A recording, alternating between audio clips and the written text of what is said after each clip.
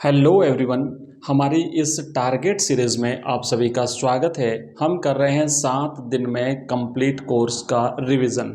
तो हिंदी की हमारी जो कंप्लीट कोर्स के रिवीजन की जो टारगेट सीरीज है, इसमें आज हम देखेंगे निबंध लेखन।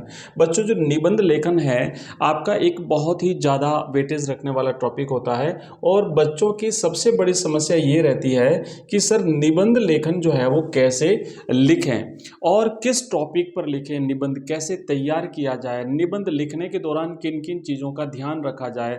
और कई बच्चे तो ये कहते हैं कि सर आप तो रेडीमेड टॉपिक हमें तैयार करके दे दो ताकि हम परीक्षा में वो लिख के आ जाएं।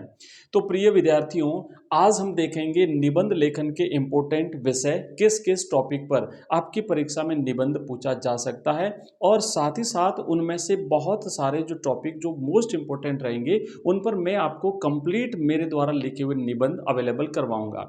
तो शुरुआत करते हैं। उससे पहले हम देखेंगे कि निबंध लेखन के दौरान हमें किन किन चीज़ों का ध्यान रखना है।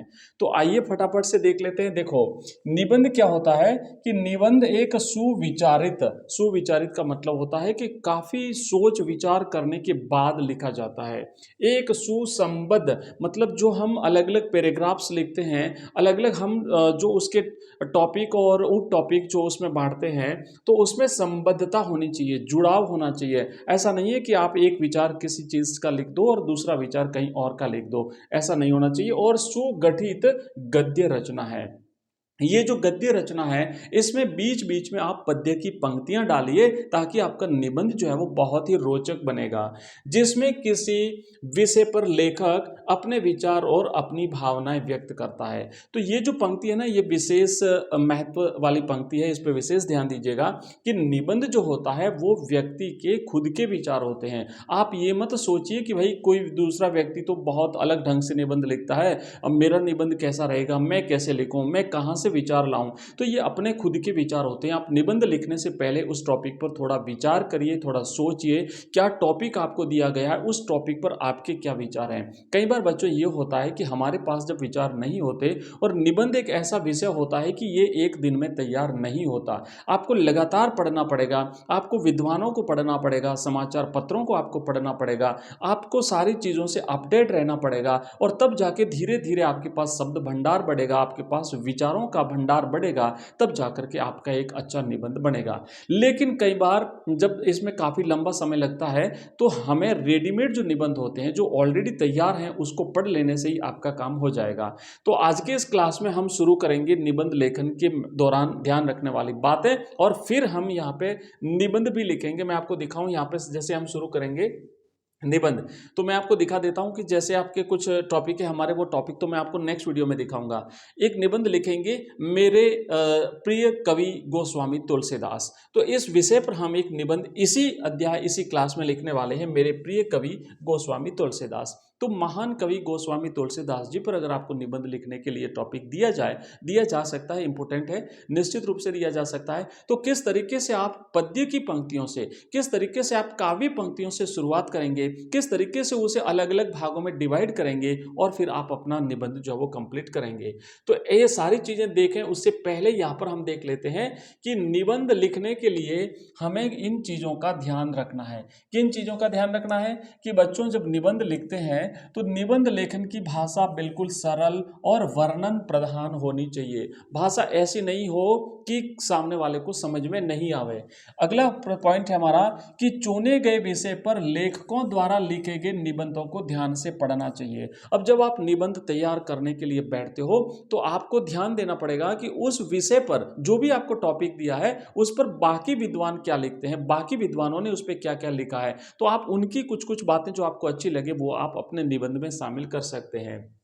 अगला हमारा पॉइंट रहेगा कि विषय जो है, जो भी टॉपिक आपको दिया गया है निबंध लेखन का, उसको क्रमानुसार उप शीर्षकों में बांट लेना चाहिए। जैसे मान लीजिए सबसे पहले आपने रूपरेखा जब हम बनाते हैं तो आपने सबसे पहले लिखी प्रस्तावना, उसके बाद फिर जैसे मान लीजिए जो टॉपिक रहेगा जिस टॉपिक के क्योंकि ये टॉपिक पे डिपेंड करेगा, प्रस्तावना तो सबका सब पॉइंट रहेगा सब में, लेकिन बाकी जो पॉइंट रहेंगे वो टॉपिक पर निर्भर करते हैं कि कौन कौन से टॉपिक आएंगे। फॉर एग्जांपल जैसे हमें गोस्वामी तुलसीदास जी पर निबंध लिखना है, तो सबसे पहले हम लिखेंगे गोस्वामी तुलसीदास जी के जीवन परिचय के बारे में, उनकी रचनाओं के बारे में, उनका संपूर्ण जो साहित्य है उसका मूल उद्देश्य क्या है, उनकी मूल शिक्षा क्या है, उस पर हम लिखेंगे। जैसे तुलसीदास जी समन्वय के कवि माने जाते हैं, भिन्न भिन्न चीज़ों में उन्होंने समन्वय किया है, और भक्ति के बारे में ये सारी चीज़ें हम उसमें ध्यान से लिखेंगे। तो इस तरीके से हमें क्या करना है कि उसको क्रमानुसार उपशीर्षकों में बांट लेना है और एक रूपरेखा बना करके उस सदैव सुविधाजनक होता है। निबंध का आकार हमेशा छोटा होना चाहिए, हालांकि आपकी शब्द सीमा होती है, आप छोटा या बड़ा नहीं लिखें, जो आपको शब्द सीमा दी गई है उस शब्द सीमा का ध्यान रखना है आपको निबंध लिखने के दौरान। सामग्री को तर्कपूर्ण और सुगठित रूप से प्रस्तुत करना चाहिए, फालतू की बातें, फिजूल बातें नहीं लिखें। आप अपनी जो भी बात पेश करते हैं बिल्कुल तर्कपूर्ण होनी चाहिए।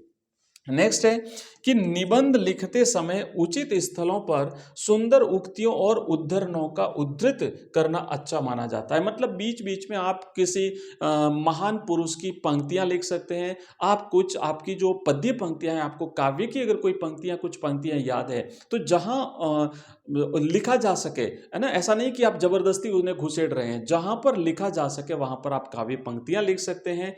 इसके अलावा आप यहाँ पे देखेंगे, हम कुछ और पॉइंट देख लेते हैं कि हमें निबंध में स्वच्छता और विराम चिन्हों का ध्यान जो है वो विशेष रूप से रखा जाता है। निबंध में मुहावरों का प्रयोग भी होना जरूरी है, तो जहां जहां मुहावरे लोकोक्तियां प्रयोग की जा सकें वहां पे आप कर सकते हैं। निबंध में वाक्य छोटे छोटे होने चाहिए और निबंध के आरंभ और अंत में कविता की पंक्तियों का उल्लेख कर सकते हैं। तो हालांकि ये एक गद्य रचना होती है, लेकिन आप लोग बीच बीच में कविता की पंक्तियां, काव्य पंक्तियों का प्रयोग कर सकते हैं अपने निबंध को सुंदर बनाने के लिए, अपने निबंध को आकर्षक बनाने के लिए। निबंध में विषय पर पूरा ज्ञान होना चाहिए। जिस विषय पर आप निबंध लिख रहे हो, मान लीजिए आपको महिला सशक्तिकरण पर लिखना है, तो आपके पास बहुत ज़्यादा शब्द भंडार, बहुत ज़्यादा विचार होने चाहिए कि आप महिला सशक्तिकरण पर निबंध अच्छी तरह से लिख सकें। अगला हमारा पॉइंट है कि अलग अलग प्रकार के अनुच्छेद को एक दूसरे के साथ जुड़े हुए होना चाहिए। जैसा हमने ऊपर भी देखा था कि सुसंबद्धता होनी चाहिए इनमें, और निबंध की भाषा हमेशा सरल होनी चाहिए। तो ये कुछ खास पॉइंट्स हैं। इसकी पीडीएफ मैं आपको हमारे व्हाट्सएप ग्रुप में अवेलेबल करा दूंगा।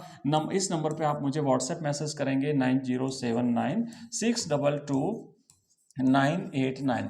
तो इस नंबर पे आप मुझे मैसेज कर दीजिएगा। व्हाट्सएप मैसेज करोगे तो यहाँ पर आपको हमारे व्हाट्सएप ग्रुप की लिंक मिल जाएगी, और साथ ही साथ जब व्हाट्सएप ग्रुप की वहाँ पे व्हाट्सएप ग्रुप की लिंक मिलेगी, हमारे ऐप की लिंक मिलेगी, हमारी वेबसाइट की लिंक मिलेगी, हमारी सारी लिंक्स आपको वहाँ पे मिल जाएगी।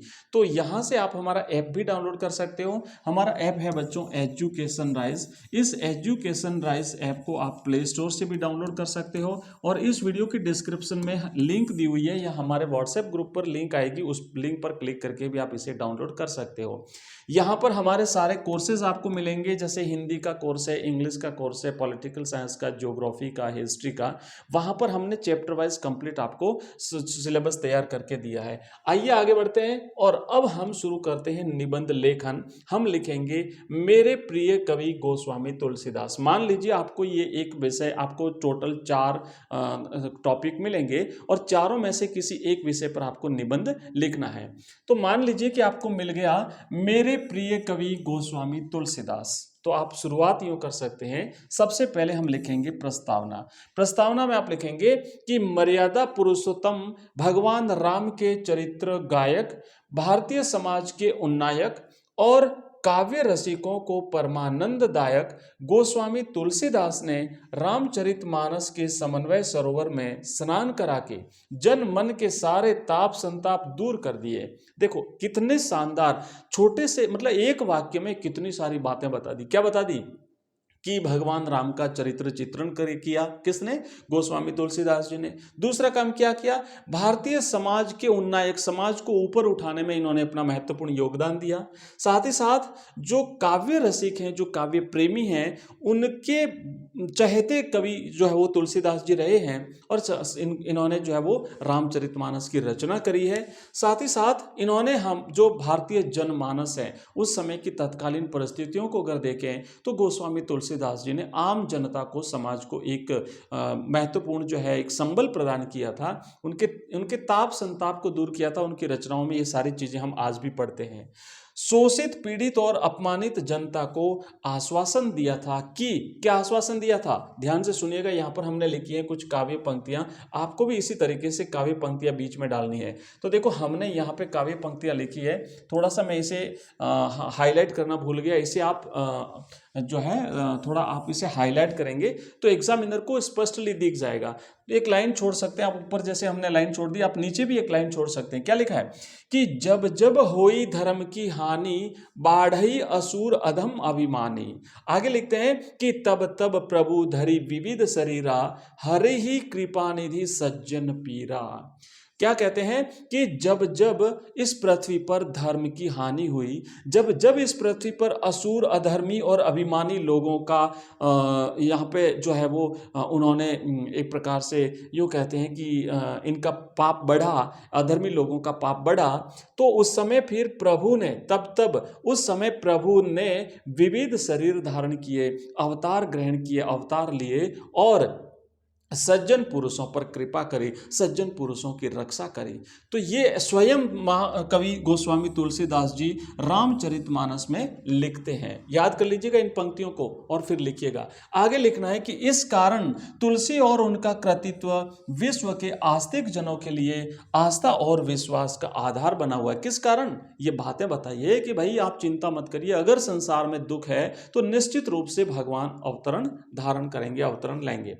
और इसी कारण यहाँ पे आपको लिखना है कि इसी कारण जो है तुलसी मेरे प्रिय कवि हैं।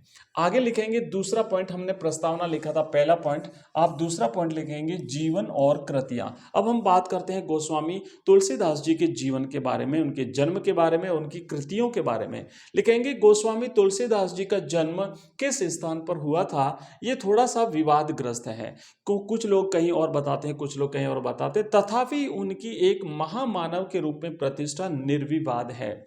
वह सोरों के थे कि राजकुमार, सोरों के राजपुर के थे और यह चिंतन का विषय रहा है। काव्य प्रेमियों के लिए तो तुलसी सबके प्रिय हैं।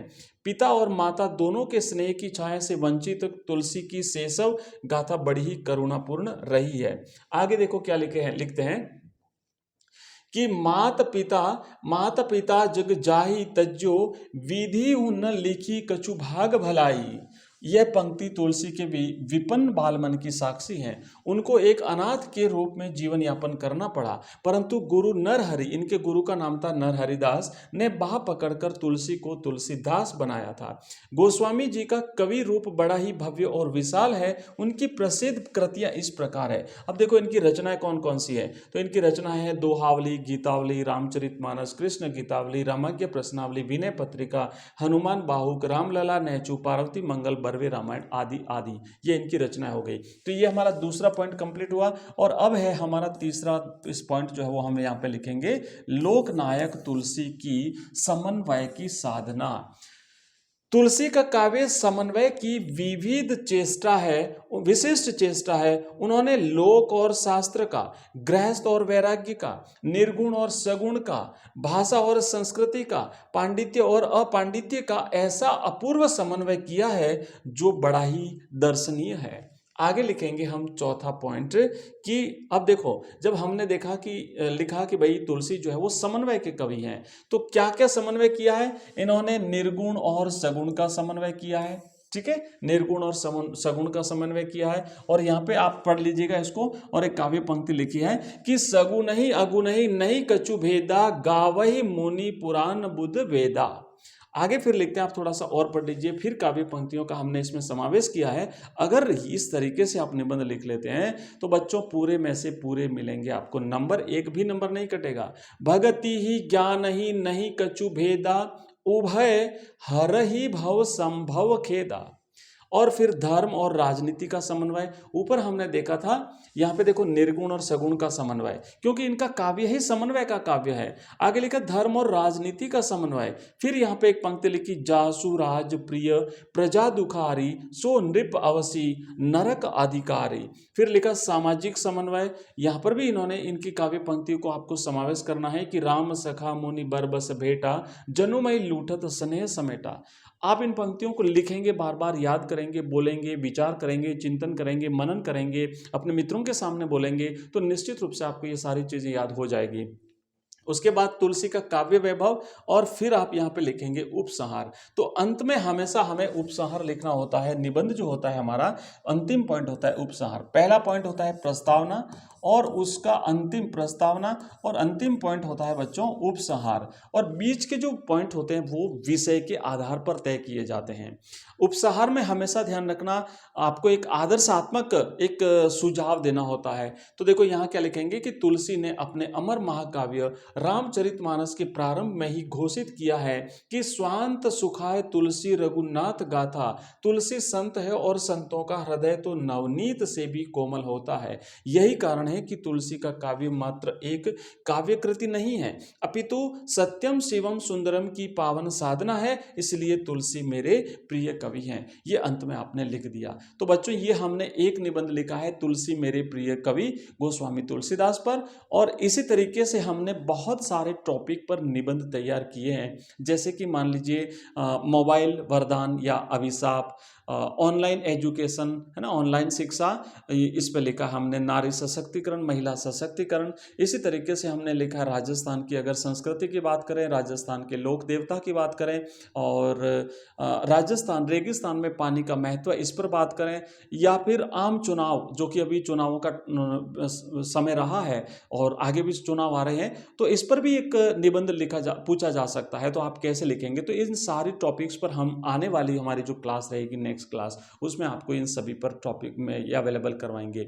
इसकी कंप्लीट पीडीएफ और हमारे सारे निबंधों की पीडीएफ अगर आप चाहते हैं तो हमारा जो हिंदी कंपलसरी का मॉडल पेपर वाला जो कोर्स है, मॉडल पेपर वाला जो कोर्स है, इस मॉडल पेपर वाले कोर्स में हमने कुछ निबंध वहाँ पे डाल दिए हैं, और बाकी निबंध भी आपको हमारा जो हिंदी कंपलसरी का पूरा कोर्स है उस कोर्स में आपको सारे निबंध मिल जाएंगे। प्रिय विद्यार्थियों, मिलते हैं नेक्स्ट क्लास में नेक्स्ट टॉपिक के साथ में। तब तक के लिए बाय। जय हिंद, जय भारत।